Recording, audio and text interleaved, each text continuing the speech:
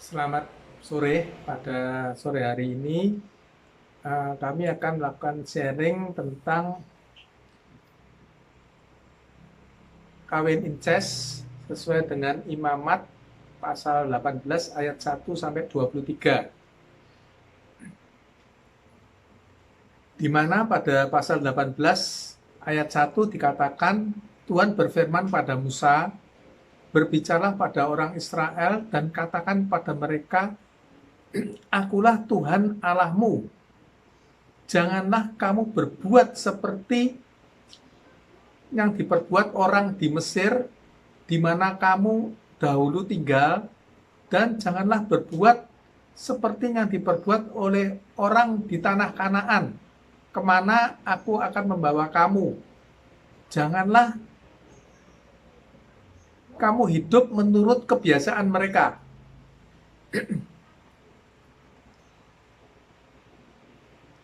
Di sharing kawin incest pada sore hari ini, kita baca di 8 Imamat pasal 18 ayat 6.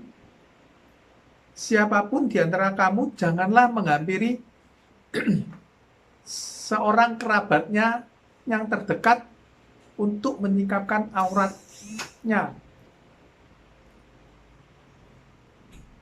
Juga janganlah kau singkapkan aurat istri ayahmu, karena ia hak ayahmu, dia ibumu, dan janganlah singkapkan auratnya."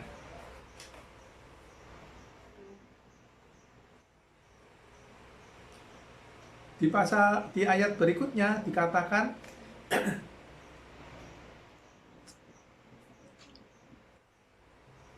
"Janganlah kau sikapkan aurat saudaramu perempuan, anak ayahmu atau anak ibumu, baik yang lahir di rumahmu, di rumah ayahmu, maupun yang lahir di luar." Lalu juga mengenai aurat anak perempuan dari anakmu laki-laki atau anakmu perempuan, janganlah kau sikapkan auratnya, karena dengan begitu engkau menodai keturunanmu. Di ayat ke-12 dikatakan, "Janganlah kau sikapkan aurat saudara perempuan ayahmu, karena ia kerabat ayahmu." 13 disebutkan, "Janganlah kau sikapkan aurat saudara perempuan ibumu, karena ia kerabat ibumu." Di ayat 14 juga dikatakan, "Janganlah kau sikapkan aurat istri saudara laki-laki ayahmu."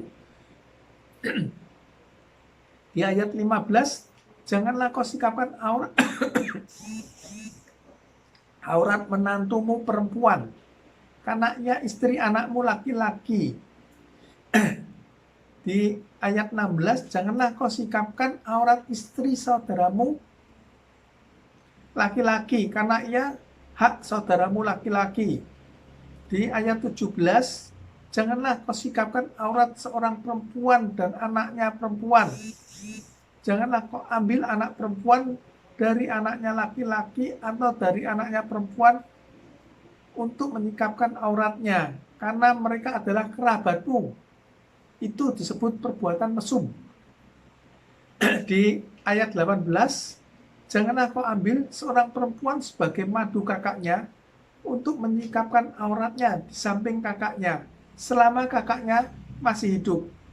Di ayat 19, "Janganlah kau hampirin seorang perempuan pada waktu cemar kainnya yang menajiskan untuk menyingkapkan auratnya." Di ayat 20, "Janganlah engkau bersetubuh dengan istri sesamamu, sehingga engkau menjadi najis." Di ayat berikutnya,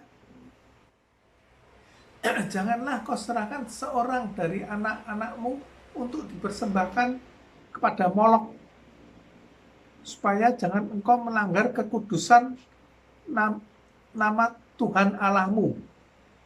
Di ayat berikutnya, ayat 22, "Janganlah engkau tidur dengan laki-laki secara orang bersetubuh dengan perempuan, karena itu suatu kekejian." Di pasal 23, di ayat 23, "Janganlah engkau berkelamin dengan binatang apapun, sehingga engkau menjadi najis dengan binatang itu. Seorang perempuan janganlah berdiri di depan seekor binatang untuk berkelamin, karena itu suatu perbuatan keji. Di samping itu, jadi pada prinsipnya di perjanjian lama kawin incest itu yang seperti tadi saya sebutkan tidak diperbolehkan. Juga sampai sekarang di perjanjian baru hal tersebut tetap berlaku. Jadi masih tetap tidak diperbolehkan perkawinan antar saudara.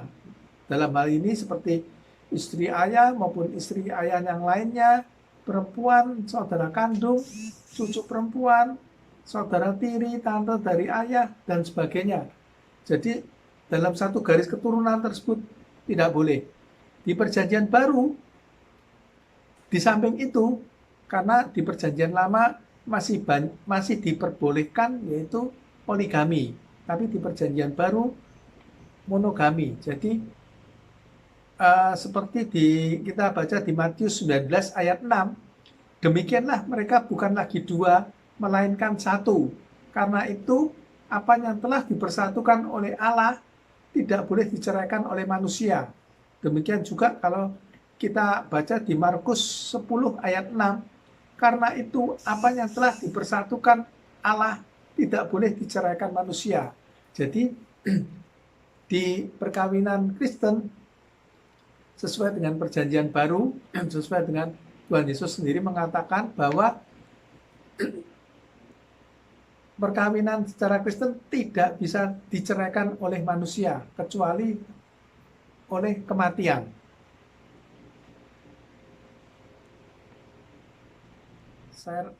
Demikian sharing saya pada sore hari ini, semoga bermanfaat.